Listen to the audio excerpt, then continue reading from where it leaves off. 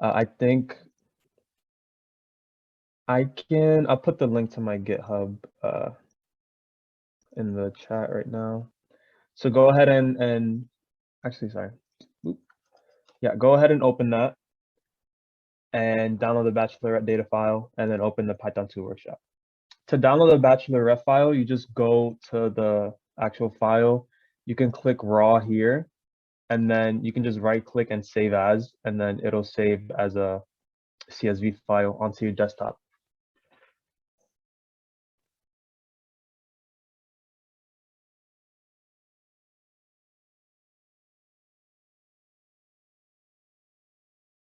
Please let me know when you guys have done it so I can like get started. This is just, yeah.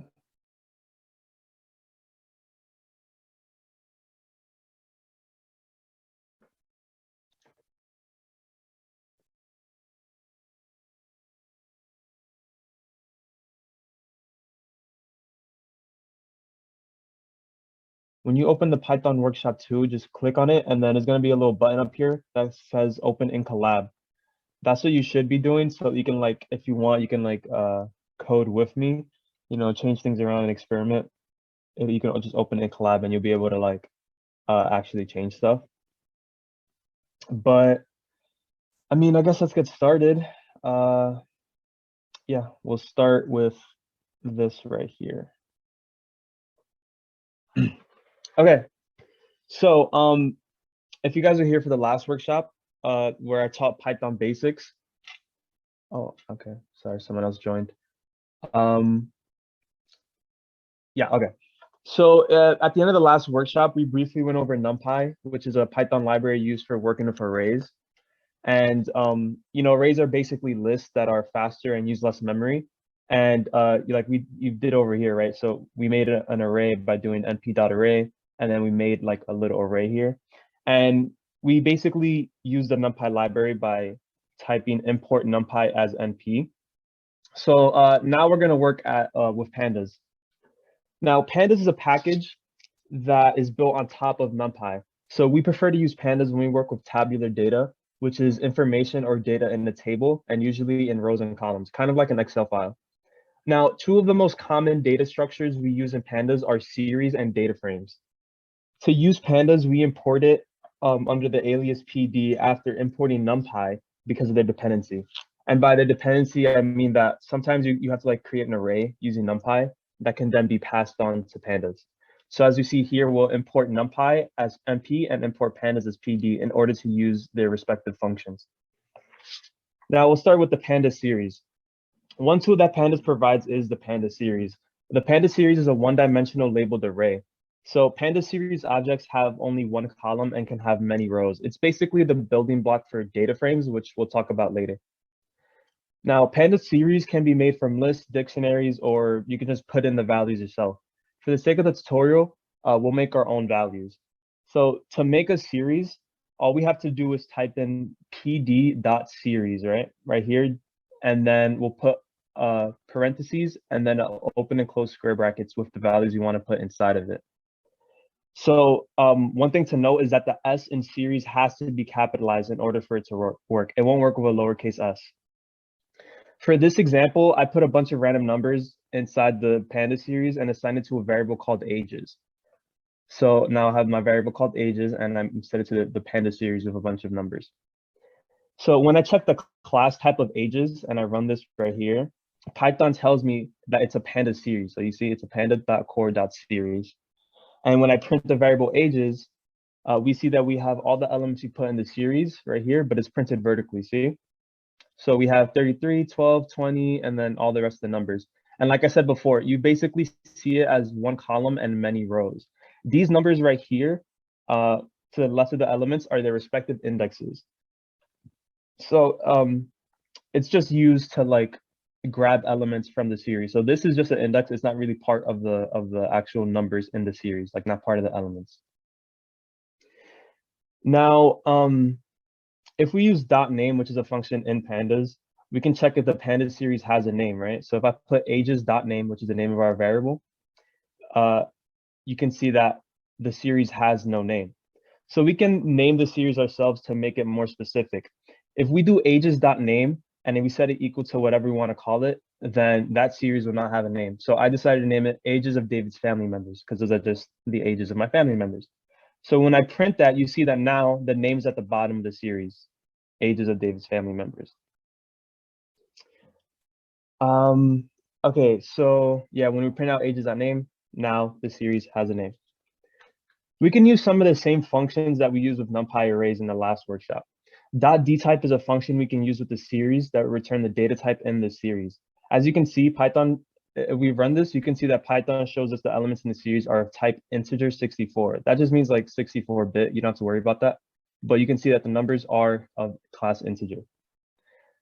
.shape works the same way it does in NumPy. It shows us the numbers of rows and columns respectively. So since Panda series have only one column, .shape just shows the rows in series. So you see here we have 7 rows of data, which, yeah, 0, 7.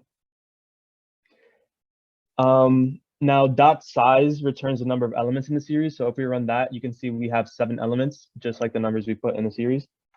And just like in NumPy, we can look at the statistics of a Panda series. For example, if I put ages.sum with open and close parentheses and I print it out, you can see that it adds up all the elements in the series to 198. We can also print out the mean, which is the average of the elements, and then we can have the standard deviation right here. It's just a bunch of statistics that we can print out. So we can also access elements by indexing, just like a list in an array. If we want the first element of the array, we would use ages of 0, and we'll get 33. However, something that differs from arrays and lists is that it's considered good practice to use special index attributes called lock and ilock when indexing of pandas. So in the last workshop, you saw how before we would do just ages of 0 and we'll get the element at index 0 from the list or the array. In pandas, you should be using lock or ilock. So for example, if I do ages.ilock of 6, it'll get us the element at position 6. ilock essentially does the same thing as indexing of out ilock, but I'll explain both lock and ilock in a bit. Just remember that you should be using ilock and lock. Now I'll just put the series here as reference so we can look back on it. But one of the main advantages of a Pandas series is an order sequence of elements that has an index that can take any labels we pass. Now this makes it better for indexing because we can name the indexes ourselves. We do this by using .index. Note that we don't use any parentheses after the .index. So if I do ages.index, I can put an open and close square bracket, and I can name every one of the indexes from the series. So you see how before it was the first element corresponds to index position 0, and then so on, 0, 1, 2, 3, 4, 5, and 6. We could actually give them labels. So if I run this code here, I give each respective element an index, and it goes in order. So if I put Ivana first right here, it's going to correspond to the first element. And if I put Josefina last, it's going to correspond to the last element. So when I run this, now you can see it prints out the series, right? If I print ages, it prints out the series, and each one of the index now has a label. So this is what it looks like now. Now, sorry, yeah. So now this is where we start getting into those attributes I talked about before, lock and ilock. So they, like I said before, they're special index attributes in pandas. The .lock, which as you can see right here, .loc attribute always references the explicit index, and the ilock attribute always references the implicit index. So explicit indexing basically refers to indexing with labels, and implicit deals with indexes with no name. So we should use lock and ilock when using pandas for better readability and to avoid any confusion. It basically just reduces ambiguity, especially when we use data frames with numeric indexes. A very simple way to think about lock and ilock is that we use lock when we want to get an element using its label or name, right? The labels that we just put on the series. If we use lock to call an element using those values. And we use ilock when we want to call values using their sequential position, which is the regular numeric indexing that we usually do. So a trick I use to differentiate them is that when I think of ilock, I just think of that little I there as index, and then I know that we have to use the numbers. So for example, if we wanted to access the elements, if we wanted to access the elements of the Panda series of the new indexes we made, we would use .lock. So if I did ages.lock and I put Jared, for example, and I print it out, you see that it gives us the element 20, which you see Jared corresponds to 20. That's the index position. And if I did ages.lock of Franklin, it gives us 43, which as you see here, it corresponds with the number. So as you can see, it's close to how we usually index, but we add .lock after the name of the variable we're calling. And instead of an index number inside of the square brackets, we use the label. And note that the label has to be encapsulated by quotations, kind of like a string.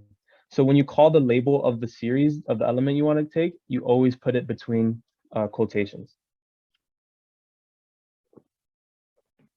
So now we can still use regular indexing like we did with lists and arrays to get elements by their sequential position. It's essentially the same way we indexed arrays and lists before, but we add .ilock after the variable. So if we print ages.ilock of 2, we'll get 20. And if we print ages.ilock of 4, we get 27. And you see it corresponds with the numbers, right? So if we call index position 2, that means we get 0, 1, 2, 20. And that's exactly what we got. And we can also use negative indexing of ages.ilock. So if we print ages.ilock of -1, it'll give us the last element of the series, which is 55. And as you can see here, it does that. However, negative indexing won't work on a Panda series if we didn't use .ilock. So let's try to run this again. If I get rid of it and just try to do -1. Oh, sorry, let me comment this out.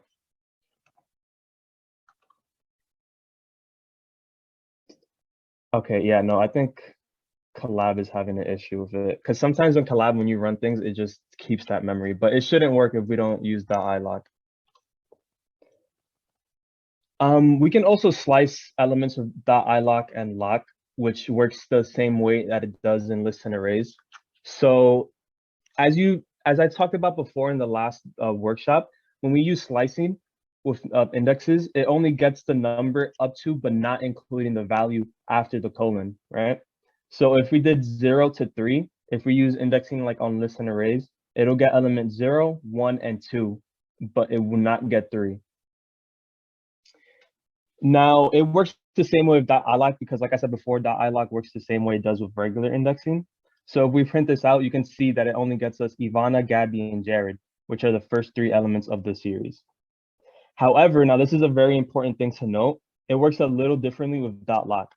Like, as we know for now, everything, like every time we slice, we don't include the last number after the colon.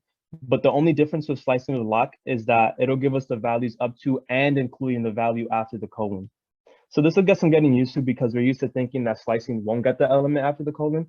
But if you see right here, if I put ages.lock of Ivana to Franklin, it's gonna get me all the elements from Ivana all the way to Franklin, and it includes Franklin as well. So when I print it out, you see it goes Ivana, Gabby, Jared, and Franklin.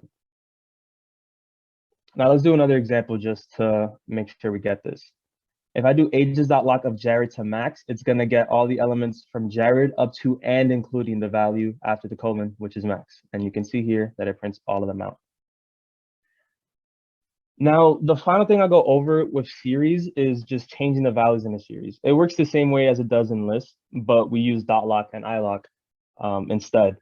So for example, if I want to change the value of Jared to 21, I just do ages.lock of Jared in quotations, as you see, and I set it equal to 21. And then when I print out ages, you see that Jared's value is now changed to 21. And another example would be if I wanted to change the element at negative index position -1, I just use ages.ilock of -1, and I set it equal to a new value, 56. And when I print it out, I see Josefina is now age 56. Now, I know that was like a lot. So if you have any questions, please ask me right now. I'll give you a chance to. You can ask in chat or you can just unmute yourself.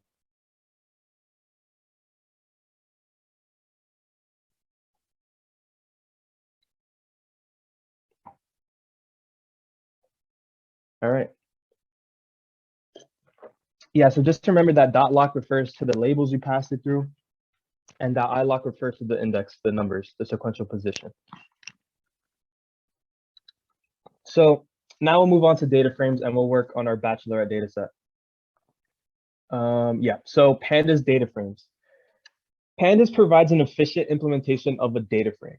Now, data frames are basically multidimensional arrays with row and column labels and can often have missing data represented by NaN. NaN is called like is basically a default missing value marker, which is just there if there's no value in the row. So the rows are indexed and the columns are labeled. More on this later. But data frames are probably the most important data structure of Pandas. It's a tabular structure tightly integrated with Panda Series. You can think of it as a combination of multiple Panda series, one series per column. Now, data frames look like Excel spreadsheets, so it's common to make a data frame out of a CSV file. Using the read CSV function, imports a CSV file and turns it into a data frame format.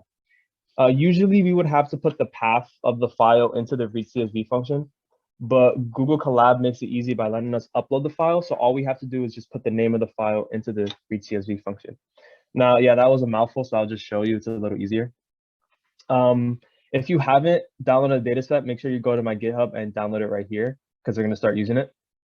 But basically, in Colab, it gives us these two lines of code. We can use these two lines of code to upload the CSV file directly onto the actual like file.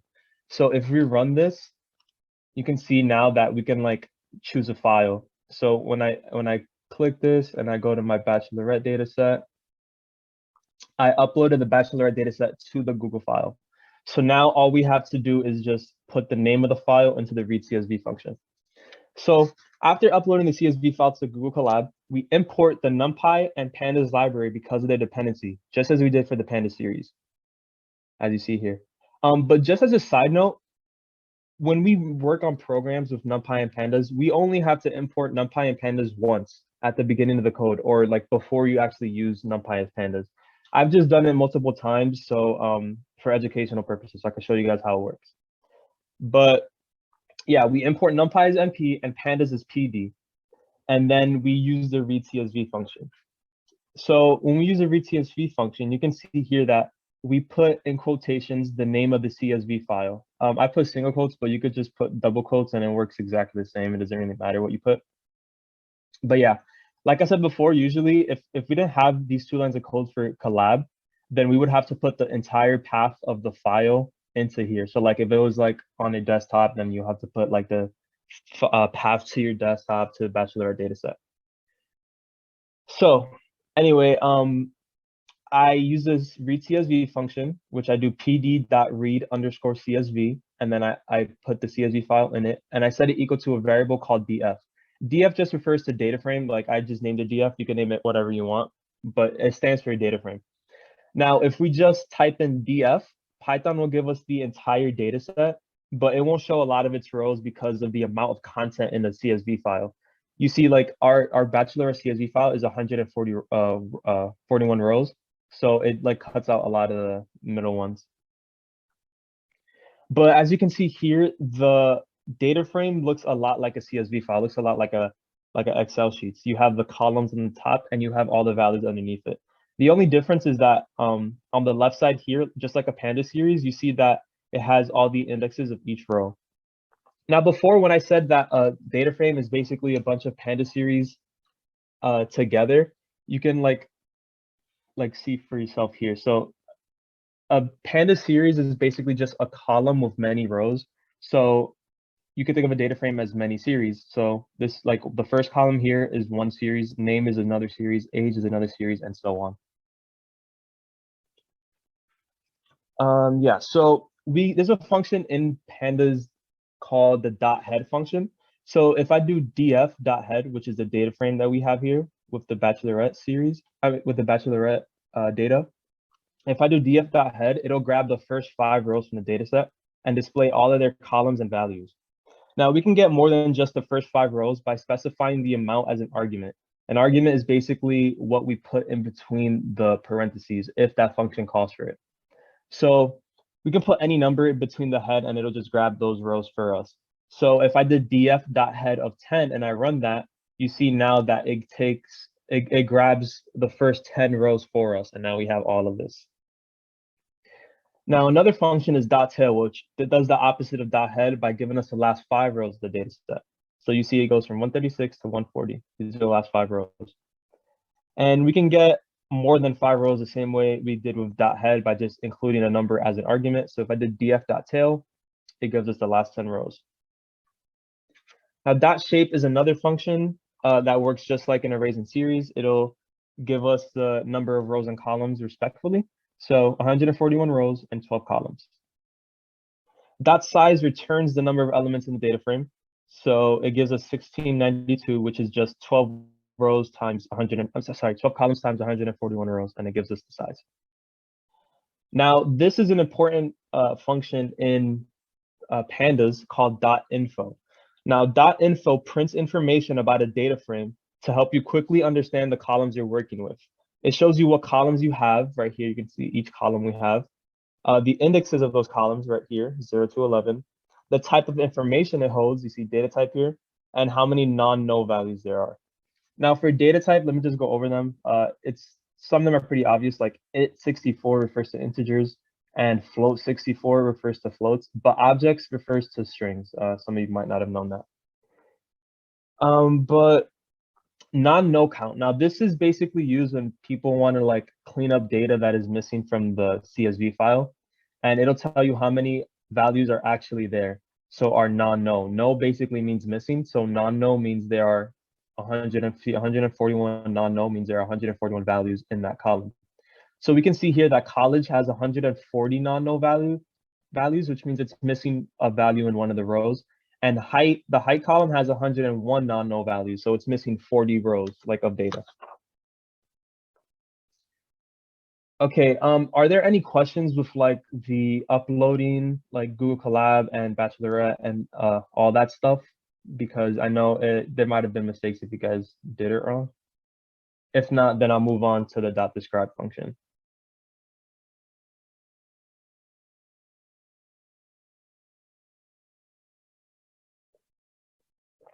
Okay, so I'll just run df.head again, just for reference, so I can see the names of the columns.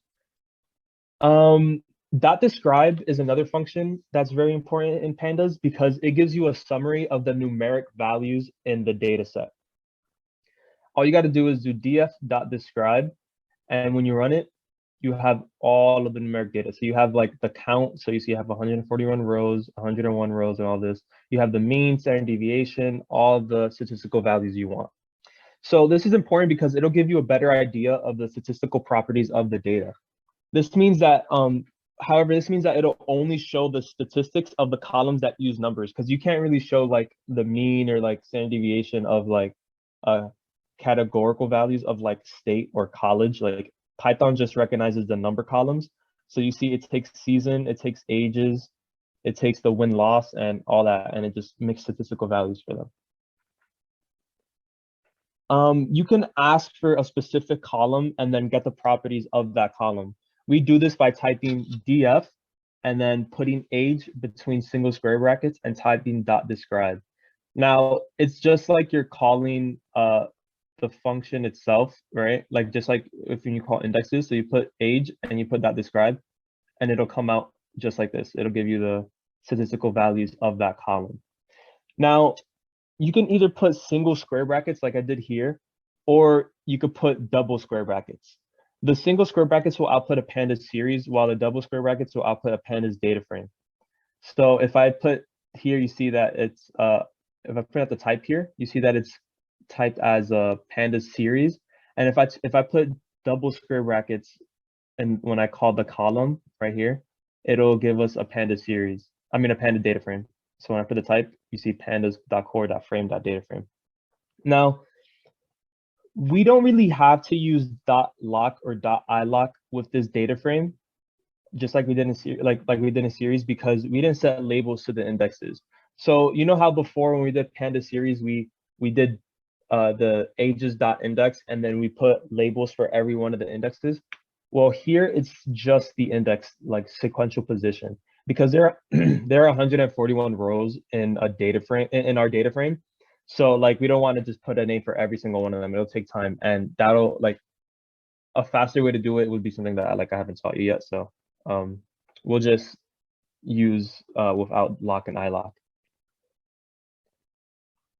Now you can check multiple column properties at a time, but you can't use slicing with the data frame with the columns. It has to be comma separated, and it has to be between double square brackets.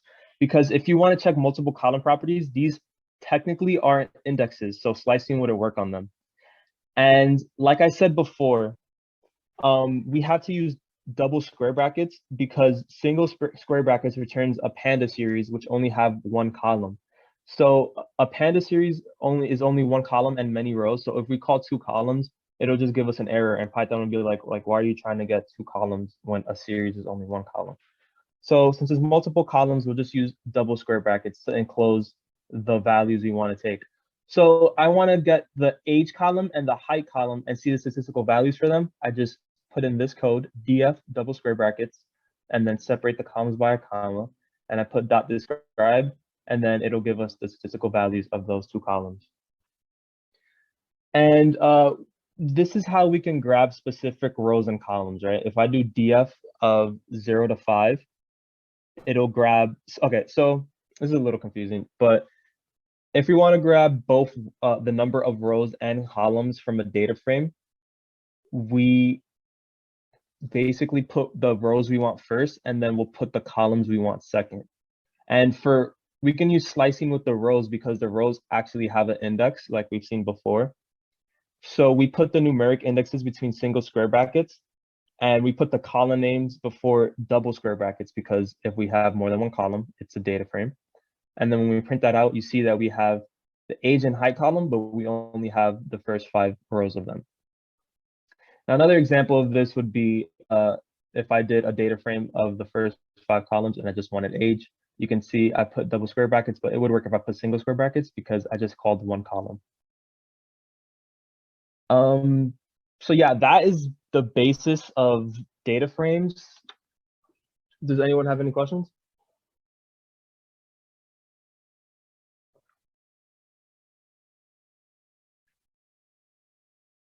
Okay, yeah, we're going through this pretty fast. We might actually be done soon. We're gonna start getting into like the brunt of data visualization now. We're gonna actually use graphs and chart to, output our values. So now we'll start using the Matplotlib library, the Seaborn library, and the Bachelorette dataset to visualize our data through charts and graphs.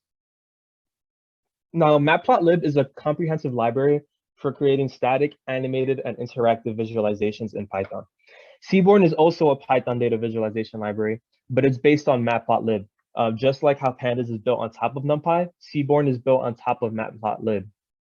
So it can use a lot of the functions that Matplotlib has. Seaborn is good because it works easily with data frames and the Pandas library, just like Matplotlib.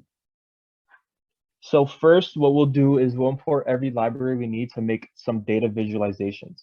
So we'll import Matplotlib by typing matplotlib.pyplot as PLT, which is just the alias like we did PP and MP. We'll just use PLT when we use Matplotlib. So you import that, and then we import Seaborn as SNS. So just remember that PLT refers to Matplotlib, and whenever you use SNS, it refers to Seaborn. Now, the documentation for some of these graphs will be hard to remember. So I recommend going to this website right here. It's a Matplotlib website. I'll put it in the chat. So this Matplotlib website is basically like a guide to the documentation of a bunch of Matplotlib functions. You can look through list of functions and find out what parameters you need for them because there are a bunch of parameters in a bunch of these functions. So let's get started. Once I import every library I need, I'll just print out df, which is a data frame from Bachelorette, just to have as a reference, right? We have the season, name, age, and everything we have here. So yeah, I print out the data frame as reference. And now let's start with a Seaborn graph.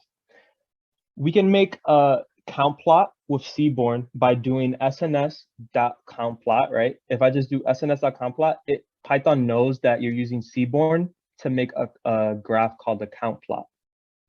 And then we'll do x equals hair color and data with a comma separated, and then data equals df. Now x is the column that you want to plot. So if for this count plot, for example, I want to plot the column hair color. So I just put the name, as you see here, it says hair color. I just put that name into and set it equal to x. So x equals hair color. And data just refers to the data set where x comes from. So data equals df because df is a data frame that we made where we imported the bachelorette data set with read CSV file. However, so yeah, so you see here that it's sns.com plot and you have x equals hair color and data equals df. When we run this, we have a little basic bar graph here, right? A little comp plot. So you can see that a majority of the contestants have brown hair and a small amount of the contestants have blonde hair. Now, the thing about Matplotlib and Seaborn is that their functions have like a lot of arguments that you can set just because of how customizable these libraries are. This is why I encourage you to look up different arguments for different functions in Matplotlib and Seaborn. Like for countplot, for example, like you can just take these two functions and it'll just make this bar graph. But countplot technically can take many more functions, so you can just put a lot more to fully customize the graph. So let's do that. Let's customize the graph a little more with different Matplotlib and Seaborn functions. So if we use plt.title, which is just plt for Matplotlib, and we put .title, it lets us add a title to our graph. So plt refers to Matplotlib because it works in tandem with Seaborn. So even though we use Seaborn to make this count plot, we can still use Matplotlib to title it. So I just decided to name the graph count plot of hair color, and then it'll run and make a whole title. And then we can also change the labels of the X and Y axis. So you see here on the original one, it said hair color on the X axis and a count on the Y axis. If I wanted to, I can change this to whatever values I want. So, I mean, I didn't make a big change to the value to the X and Y label because like you don't really got to change it to anything. So I just put plt.y label and I just changed the lowercase c to an uppercase C just because I like how it looks capitalized. And it'll change that. And then the final thing we'll do is that every time you plot with Matplotlib and Seaborn, you should make sure you definitely have to do the count plot and all that, which depends on what graph you want to put, but you should always put plt.show and with empty parentheses, because plt.show basically gets rid of a line over the graph. So you see this line right here, this is a bunch of nonsense that we don't need to know. plt.show gets rid of this line, so it makes your graph look a lot cleaner. So if I run this, you can see we have a title and we have a thing. Actually, let's change the X label to make it a little more descriptive. So if we want, we could do like contestants hair color. And then if we run this, it'll be contestants hair color. So now you can see that the chart looks cleaner. It doesn't have that line above. It has a title and it has more descriptive X label and Y label. So everything looks good with this chart, except as you can see, the graph shows us that like it has brown hair and blonde hair, but the bar for brown hair is colored blue and the bar for blonde hair is colored orange. So let's change it so it can like match the actual labels. So we can customize the color in the bars by including it as an argument when we graph the columns. So this is the original function we made, right? sns.compplot. X equals hair color and data equals df, right?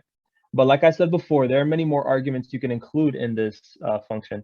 So if I just put an argument called palette equals, then I can put whatever colors I want into this count plot.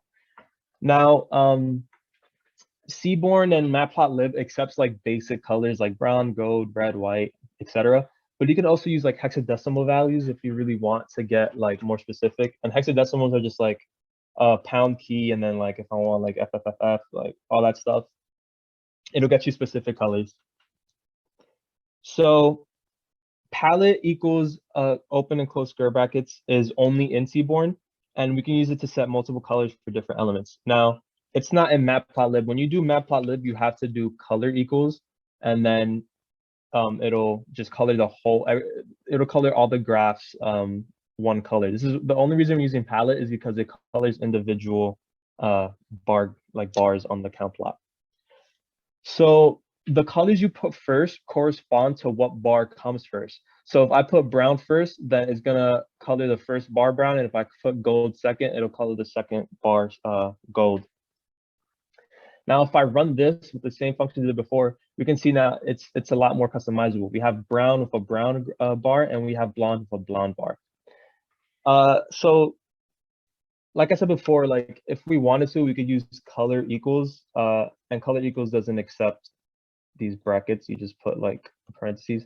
And let's say we wanted to make it like red for some reason, it'll do that, but it'll just color both bars red. So like we don't want that. We want like actual customizable things. And then we have this. It looks great. So let's do another example. We can do everything we did before, but this time we'll grab the eye color column, which is just, you know, this one. It gives you eye colors, brown, green, brown, whatever. So yeah, we'll grab that column, and then obviously when we put data, we set it equal to df because that's where we're getting the column from. And I'll call the title eye color count. We'll put the x label as eye colors and the y label as just count. And when I show it, we have our graph. We have brown, green, and blue, but just like before, the colors in the graph don't match the labels. So let's fix that again. We'll do what we did in the last for the last graph and set the palette equal to brown, green, and blue. Since there are 3 bars now, we'll have to set 3 colors. So when we do that and we put everything again, the title, the x and the y label, we see that everything is fixed now. The brown has a brown graph, green has a green bar, and blue has a blue bar. So let's do something interesting with this eye color data. Now we made a bar graph. Let's try to do like another type of thing. Let's grab the data from the eye color column and turn it into percentages. Now there's a function in Pandas called .valueCounts that gives us the number of unique values that we use it on. So when we use it on the eye color column here, all we have to do is call the column, so df of eye color, and then you just have to put .valueCounts, which is value underscore counts with an open and close square, open and close parentheses. If we do that and we set it equal to just a random variable like eye color count, which is what I did, and we print it out, we see the number of values that each color like has, right? So we can see from the chart here that, oh yeah, brown has 120 and green has some number between 0 and 20 and blue as well. But this one gives us the exact number. So we know that 120 contestants have brown eyes, 14 contestants have blue eyes, and 7 have green eyes. Now, .valueCounts has an attribute called normalize, right? If I put it between the parentheses, then it's an attribute. Now, if normalize is set equal to true, then the object returned will contain the relative frequencies of the unique values. So we'll use this, right? We'll just put it as the argument, normalize equal to true, and we'll set it equal to eye color count. And when we print it out, you can see that we get the frequency of each eye color, right? So brown, 0.85 of them have brown eyes, 0.09 and 0.04 have blue and green eyes, respectively. So if we take this number and we multiply it by 100, then we'll be able to get the percentages, right? So we'll just take the eye color count variable, which is set equal to all of these frequencies, and we multiply it by 100. And when we print that out, boom, we have 85% of the contestants have brown eyes, 9.9% of the contestants have blue eyes, and 4.9% of the contestants have green eyes. So let's take these percentages we just calculated and use it to make a pie chart. So in Matplotlib, the .py function takes in a one-dimensional array of the values you want to output. Now, there are more arguments that the .py function accepts, but we're just going to use the arrays, label, and color arguments. To start, we'll make an array using NumPy, which is why we import NumPy as NP. Sometimes we have to just create arrays. So we'll make an array using NumPy, and we'll make the values of the array the percentages of eye color count. So I'll just make a variable called eye underscore array, and I'll set it equal to np.array, which is how we make arrays in NumPy. And we'll just put the values of the percentages inside. So 85.106 is the percentage of people with brown eyes, 9.929 is the percentage of contestants with blue eyes, and 4.965 is the percentage of green eyes. So now we made an array, we set it equal to I underscore array. Then, since another argument we want to use is the label argument in the pie chart function, we'll make a variable called myLabels, and we'll set it equal to a list of labels that we want to use in the pie chart. So the labels I want to use are brown, blue, and green just for their eye colors. And the position we put in the values, the labels, corresponds with the positions of the elements in the array. So if I put brown first, it's going to correspond with the 85% we have here. And if I put like green last, it'll correspond with the 4.965% here. So after we make this list and we set it equal to the myLabels variable, we can make a list of colors. And this also corresponds with each of the values here. So I just put my colors as brown, blue, and green. And now it's corresponding with the labels and the array. So let's just give the chart a title. We give it a title just like we do every other graph. We put plt.title and we'll call it iColorPieChart. Then we actually call the pie function. So when we call the pie function, we just put in the array we made right here. So we'll put I array here. And then the other arguments are labels equal to whatever we want to call it and colors equal to whatever we want to call it. So we'll put labels equal to myLabels, which is the list I made of are the labels I want. And then we'll put colors equal myColors, which is the list of colors that I want in the pie chart as well.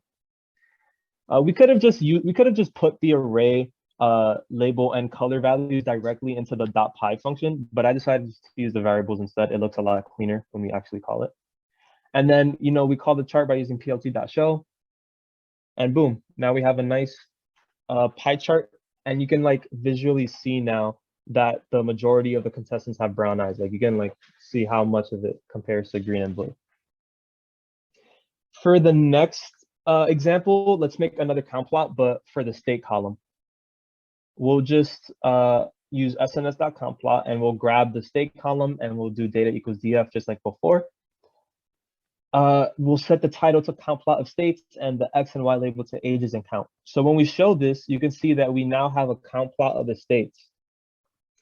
However, since there are many states in the graph, you see like there's a million states in this graph, it makes the x-axis very unclear. So like, I have no idea what states these are. Like MIL, MIM, like it doesn't make sense to me. So let's change the size of the graph so we can actually see it clear. Now there's a function in Matplotlib called plt.figure, which lets us change the size of the graph. Now we'll use two of the parameters of plt.figure to change this graph. There are many more, but these two will help us like actually do what we want to do. Now there's an argument in plt.figure called fig size that takes two arguments itself. So what fig size does is that the two arguments you put in fig size correspond to the width and the height of the graph in inches. So if I do fig size equal to 14 and 3, the width of the graph will change to like 14 inches, and I'll just put the height of the graph to 3 inches. And then another argument would be DPI. So DPI basically just refers to the resolution of the figure in dots per inch, and I just set it to 120. It's just basically how blown up you want the graph to be. So yeah, when I call this with the appropriate plt.figure, you can see that now we made the states count plot way bigger. They used to look like this, and now we have it looking like this with the x-axis clearly stated out. Now we can see that the top 3 states of that the contestants come from are California, which is a lot, and then Florida is second. And sorry, no, California is the top state, Illinois is the second state, and Florida is the third state. These are where the top contestants come from. So for the final chart I want to show you guys, let's make a histogram using Matplotlib and manipulate it a little bit. So we'll start by grabbing the height column from the graph. So we'll do this by doing df and then the height of cm column, and we'll set it equal to a variable called height. So we'll take this variable and use a function from Matplotlib called .plot, and a attribute that .plot takes is called kind equals, and kind just refers to what kind of graph you want to make. So I want to make a histogram, so I'll put kind equals hist and encapsulated by quotations. Now, this lets Python know that we want to make a histogram, but you can also use kind equals bar, kind equals line, scatter, pi, etc. So we'll set the title to height in centimeters, the Y label to frequency of contestants, and the X label to centimeters. And when we print this, when we show it, you see that these are the heights of the contestants. The only problem I have here is that the heights are represented in centimeters, but you know, we're Americans, we're used to feet when it comes to people showing heights. So we'll turn the centimeters into feet. To do this, we need to multiply the centimeters by 0.032808. Now, this number is because there are 30.48 centimeters in a foot, which means there are 0.0322808 feet in a centimeter. So all we'll have to do is grab the height column from the data frame, like we did before. We'll grab this height, and then we multiply it by that number, and it'll give us every single one of the contestants' height in feet. And we'll set this equal to a variable called new_height, and it'll just hold all the height in feet. So then all we have to do is just plot a histogram again, but with the new height before .plot instead of just height. So before we use height.plot, now we use new_height.plot. So we'll do kind equals histogram, and I added another attribute called color. I just made the color of the graph purple just because it's a little pretty. And I changed the name, I changed the title of the graph and the X label to be more appropriate. So I said height in feet and X label to feet. And then boom, we have a new histogram with height in feet. When we graph this, we see that now that there's a high frequency of contestants that are around 6 feet to 6 feet 2 inches. If we wanted to, we can change the color of the graph to like pink, and you can see here it's pink. You could change it to like, I'm pretty sure black is one. Yeah, you could change it. That looks pretty cool. You can change it to whatever color you really want. But yeah, there are many more graphs that you can make with Matplotlib and Seaborn. You can also go deeper into customizing each graph to your liking using the various parameters each function from these libraries have. However, when you graph things, you should always make sure that your graphs work well with your data to properly visualize it. The graphs I showed you worked well with the Bachelorette dataset, but there are more that I didn't use, like line graphs, distribution plots, scatter plots, etc. So, I mean, I hope you guys liked and learned a lot from these 2 workshops. Thank you for joining me, and have a great Thanksgiving break. That's just all the graphs I wanted to show you today. We went pretty fast. Oh, purple. Okay, she has purple supremacy. Boom. That's for you. So are there any questions? Because I know I went through a lot of graphs. I manipulated like a bunch of stuff. I turned things into pie charts and did other random stuff. If there's any questions, please ask me. But yeah, if you go to my GitHub, you have access to the entire workshop. So I really recommend opening it in Collab and just messing around with everything you have here. Go into that website I sent you guys and going through other graphs, changing elements of it just to customize it and make it really your own. That's the cool thing about Seaborn and Matplotlib. We can just make these graphs and customize it however we want to. So yeah, I mean, I guess that's it for today. Thank you for joining me, guys. Thank you for the class. Alvin, what's up? Wow, I didn't even notice that was you. Yeah. Mm-hmm. Wow, okay. Cool. So happy Thanksgiving, everyone.